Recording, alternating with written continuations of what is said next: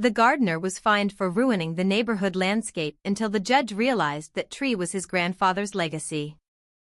They fined him for planting life. Not selling drugs, not dumping trash, just planting a tree, too close to a sidewalk they barely maintained. Jeremiah Brown, 67, with worn hands and a spine curved from decades of honest work, had no idea his quiet act of care would trigger a neighborhood war. He was not new to Pinewood Hills, though many acted like he was. His family had been there long before the subdivision had names like Heritage Crossing and Crystal Bend.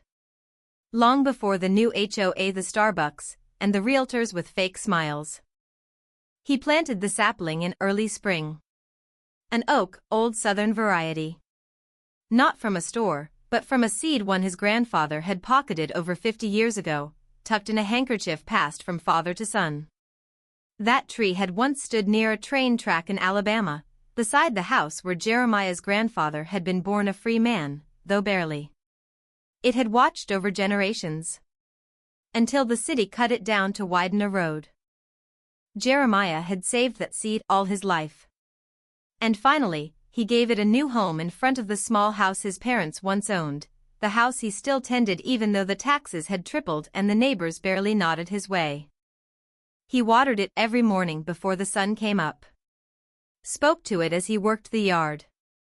Pruned it gently, taught his grandson Malik how to measure growth rings and respect roots.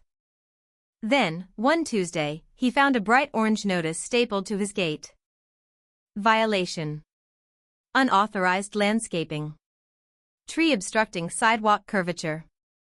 $480 fine. Jeremiah stared at it for a long time. Not angry, not yet. Just tired. He folded the paper, placed it inside the front door, and sat on his porch. The tree swayed in the breeze. New leaves shimmered like hope. That afternoon, he walked 2 blocks to the HOA office. Cool air, white walls, framed aerial photos of the neighborhood as it had once been before it grew sterile and expensive.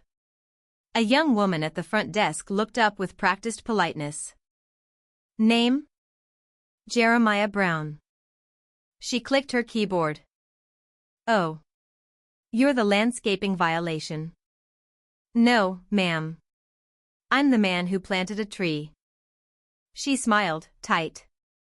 Our landscaping guidelines are very clear. Trees need to be approved, and only HOA contractors can alter curb-facing zones. Jeremiah nodded slowly. Even if the tree's not hurting anyone? Especially then, she said, then handed him a printed appeal form. He filled it out, quietly. Wrote in his careful handwriting that the tree was a legacy. That it came from family, from history. That it was not a hazard, not a weed. That beauty should not be fined. Weeks passed. Then came the denial. They claimed it broke visual harmony. That it disrupted the continuity of sightlines. One board member even wrote a note, no one asked him to plant a symbol of grief in a neighborhood designed for joy. That's when it started to boil. Neighbors whispered. One man called it an eyesore while trimming his artificial turf. A woman posted on the Pinewood Facebook group that some people bring their problems into shared spaces. A week later, someone dumped bleach on the grass near the tree. It didn't kill it. But it burned a scar into the earth. Jeremiah never raised his voice. Not once. He took photos. Logged comments. Kept receipts. And then he filed suit. Not just to contest the fine. But to challenge the entire HOA's authority to erase stories they didn't understand. The local courthouse listed it as a civil nuisance case. Routine.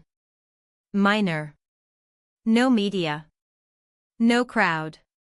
Just Jeremiah in his Sunday jacket, Malik by his side, facing down a polished HOA lawyer who barely looked at him.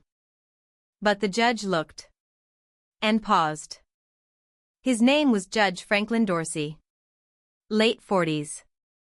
Sharp eyes. Southern drawl. Clean bench. And when he heard the name Jeremiah Brown, he blinked. Not in confusion. In memory. Because years ago, in a small Alabama town, there had been a tree by a railroad. His grandfather had taken him there one summer, before the old man passed. They'd picnicked under that very oak, and his grandfather had said, "This tree's seen more justice than the courthouse ever did." He never forgot that line. And when he looked at the photo of Jeremiah's tree, something clicked. After opening statements, the judge requested both parties to speak plainly. Jeremiah stood. No lawyer. Just his voice. "I planted that tree because it belonged here before any of us did.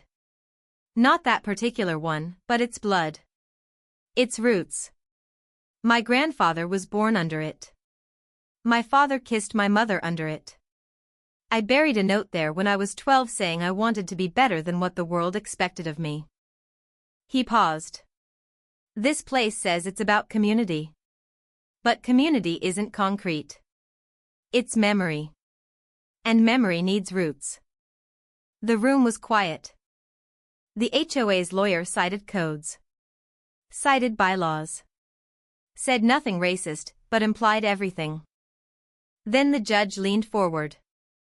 "Mr. Brown, do you have documentation of where the seed came from?" Jeremiah nodded. Produced a letter, yellowed but preserved his grandfather's handwriting explaining the origin. The judge read it in silence. He asked the HOA rep if any neighbor had suffered injury or loss due to the tree. No, she admitted. He asked if the bylaws had exceptions for heritage or commemorative plantings. Yes, she muttered. But only with board approval. The judge nodded again. Then he asked if she had ever sat beneath a tree that knew her family better than she did. She blinked. "I'm sorry?" He didn't repeat it. He simply said, "I will take the matter under review." The next week, the decision came. Fine dismissed. Tree preserved. HOA ordered to revise policy with community input. But that wasn't the true victory. The true victory was what followed. News spread. Neighbors began asking questions. Some apologized. Others brought coffee to Jeremiah's porch. One woman, whose husband had called the tree grief, asked if her kids could help water it. He nodded. And Mallet carved a small wooden sign at its base. Legacy tree planted in memory, growing for justice. The tree stood taller that spring. And Jeremiah smiled not because he won, but because something older than policy had finally been seen. Jeremiah didn't throw a celebration. He didn't post online or rub it in anyone's face. He just went back to work pruning, watering, tending the soil with the same quiet reverence. But Pinewood Hills had shifted. It started small. A nod from Mr. Ellis down the street, who hadn't spoken a word to Jeremiah in 5 years. A batch of banana bread from Linguin's, left at his door with a note that read, "Thanks for standing your ground." And then the stories began. People started asking about the tree. Not just the lawsuit, the history. Malik helped his grandfather build a small bulletin board beside the tree, protected by a glass case. Inside they posted black and white photos of Jeremiah's family, his grandfather in overalls, standing beside the original tree, his father in uniform before shipping off to Vietnam, a faded image of Jeremiah himself as a boy, holding the sapling seed. Neighbors walked by and stopped. Parents explained to children what legacy meant. Some just stared. For once, not through him, but at him, and with curiosity, not disdain. One Sunday, a white-haired man named Howard, a retired dentist who'd once called Jeremiah unlicensed labor, approached the porch and asked if they could talk. "I remember that tree," Howard said. "Not your particular one. But something about it. My father used to take me fishing down near Birmingham. There was this big old oak by the river. He said it marked the spot where his granddaddy helped build rail lines after the war." Jeremiah listened, nodding gently. Howard looked embarrassed. I guess we all got roots somewhere, huh? We do, Jeremiah said. Some folks just forgot where to look. Howard asked if he could bring his grandson by next week. He could use some real history. More people followed. A schoolteacher asked if she could assign students to write short essays about the legacy tree. A local artist painted a mural nearby, blending scenes of Black families, trees, and old railway tracks into a breathtaking swirl of memory and color. But the more the tree became a symbol, the more uncomfortable some grew. At the next HOA meeting, a new motion appeared, a proposed limit on historical displays on private property visible from shared space. It wasn't about Jeremiah by name, but everyone knew. He attended the meeting in silence, sitting in the back. Malik sat beside him, wearing a t-shirt that read, "Ask me about my grandfather's tree." The board president, Mrs. Calhoun, read the proposal without emotion. While we respect heritage, it is important to maintain aesthetic standards that apply equally to all residents. Jeremiah raised his hand. When recognized, he stood. "I've lived here longer than anyone on this board," he said. "And no one asked for your permission to forget. So don't ask me for permission to remember." The room held its breath. Then, to everyone's surprise, Judge Dorsey entered from the rear. Not in robes and jeans and a polo. A neighbor, not a judge today. He stood and faced the board. "I've reviewed your charter. Nothing in it restricts education, history, or memory. Unless your standard is uniformity over truth, I suggest you reconsider." The motion died on the floor. No vote.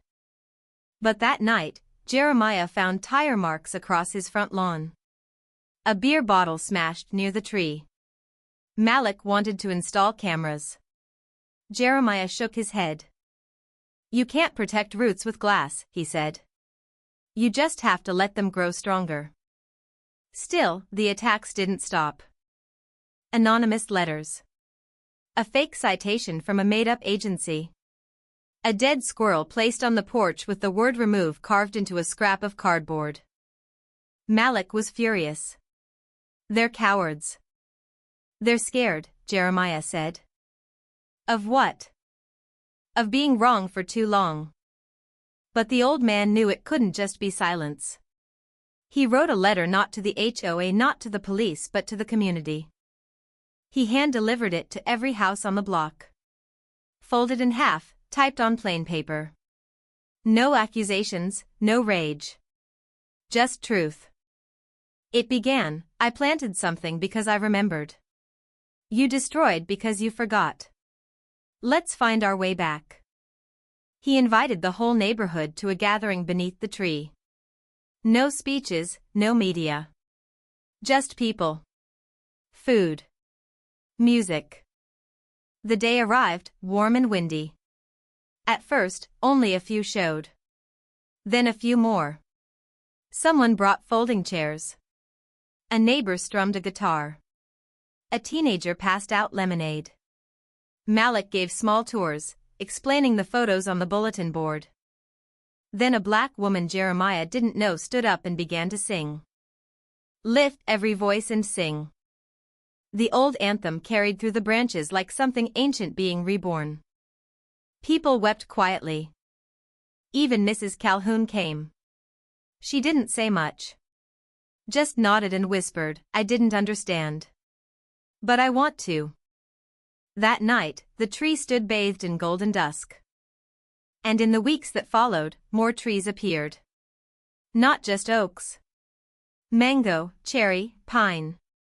With plaques. With stories. A new group formed the Living Roots Committee.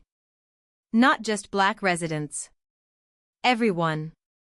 Their mission, preserve personal legacies through shared green space. The HOA didn't fight it. In fact, the board soon had two new members, Jeremiah and a young Latino father named Luis. They rewrote policies together. They held monthly story walks, where residents strolled through the neighborhood and shared tales tied to trees, porches, mailboxes, even cracks in sidewalks. People started seeing each other again. Not just faces but lives. Years later, when Jeremiah passed quietly in his sleep, the funeral procession walked on foot from his house to the legacy tree. Hundreds came. Judge Dorsey read a short eulogy. He didn't plant a tree. He planted a future. Malik took over as caretaker. He added his own letter to the bulletin board. It read, "Grandpa said roots know things we forget. That trees are patient, but not passive. He taught me to listen not just to people, but to the wind, to the soil. If you stand here long enough, maybe you'll hear it too." And he was right. Because by then, the tree no longer stood in the neighborhood. It was the neighborhood. Jeremiah didn't smile when the historical designation passed. Not out of pride. Not out of victory. But because he felt something deeper, like a breath long held finally let go. As the hearing room emptied, Malik walked beside him, silent at first, then said, "You did it, Grandpa." Jeremiah just nodded. "No, boy. We remembered. That's what matters." But even the deepest roots must brace for more wind. 2 weeks after the ruling, the city quietly announced a new beautification initiative. While the tree was protected, the sidewalk around it was not. And if deemed a safety hazard, removal of adjacent features was still legal. This time, it wasn't developers, it was bureaucracy. Jeremiah sat on the porch that night, staring at the dark silhouette of the tree. The branches reached out like arms, still and unafraid. Malik joined him, placing a thick folder on the table. "We document everything," he said. "Every leaf. Every story. Every threat. They want silence. We give them memory." They reached out to local historians, community elders, even school children. They began compiling an oral history of the tree, how it had shaded first kisses, hidden games of tag, heard prayers after funerals.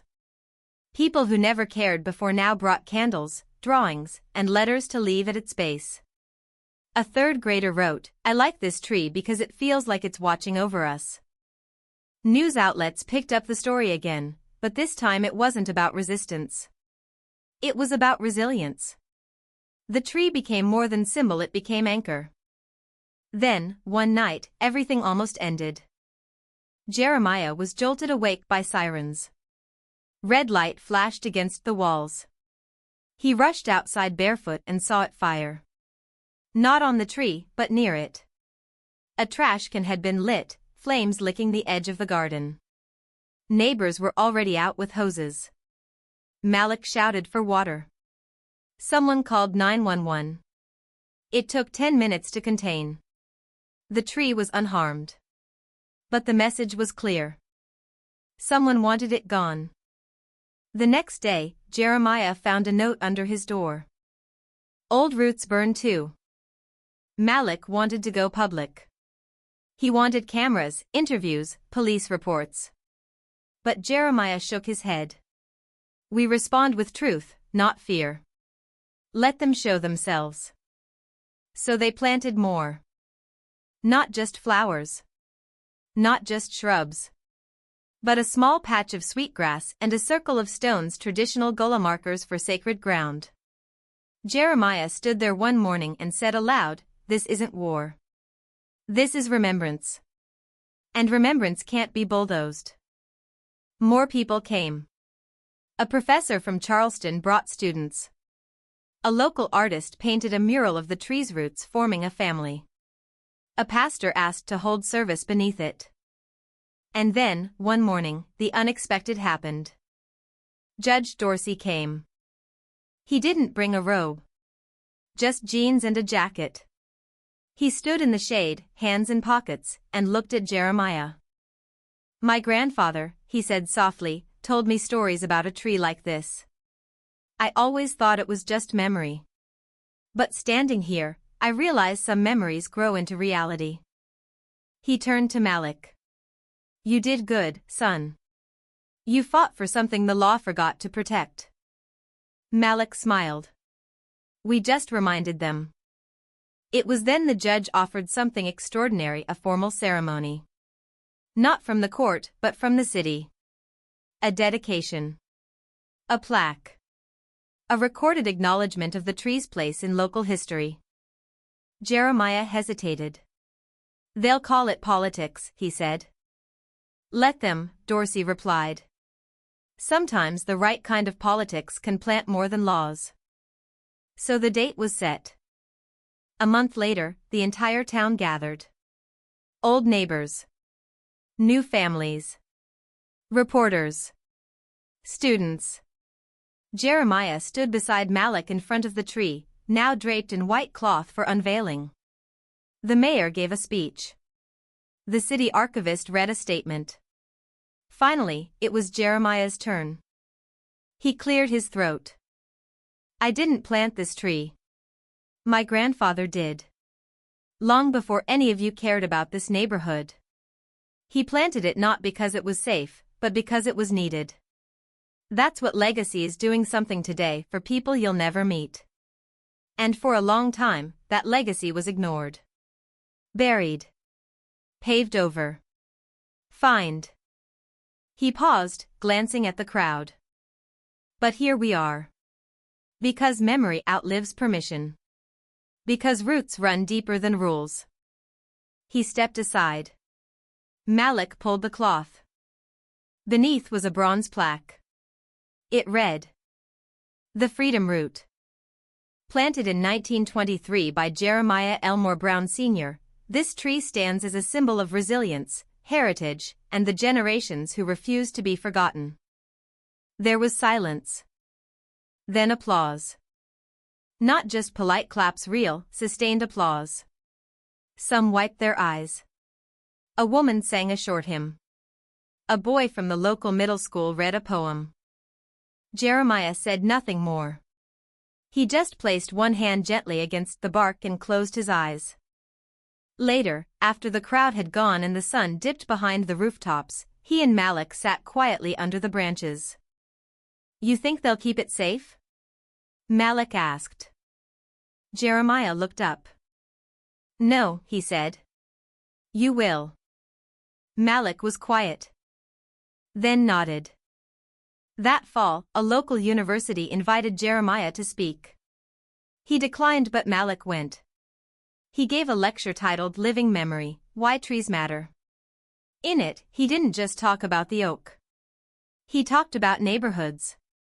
Assumptions. The quiet ways systems erase history. The louder ways people fight back. A year passed. Then 2. Jeremiah grew slower. His walks shorter. One winter, he stopped tending the far edge of the garden. Malik took over, teaching younger kids how to trim without harming roots, how to water properly, how to talk to the tree not out of superstition, but out of respect. On Jeremiah's 89th birthday, the whole neighborhood surprised him with a gathering under the tree. Cupcakes. Lanterns. Photos printed on string. People from every background shared stories. Not about injustice, but about how they found belonging.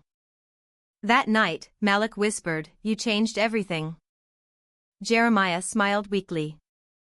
No, boy. The tree did. He passed away that spring. The funeral was simple. By request. No church. Just a circle beneath the oak. Malik gave the eulogy.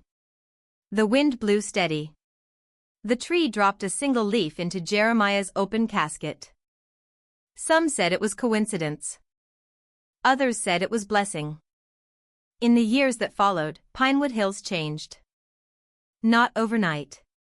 But honestly. A neighborhood newsletter began publishing oral histories. The HOA's new president was a woman from Ghana who started a community garden. A small wooden bench was added under the tree with a sign, Sit. Remember. And Malik? He became a city planner. His first project was a green space initiative, not one that paved over the past, but one that built around it. At the center of every design was this principle. Legacy isn't a statue. It's what we choose to preserve when no one's watching. Sometimes he visits the tree alone. Sits quietly. Places a hand on the bark. And he swears every time he hears his grandfather's voice in the leaves.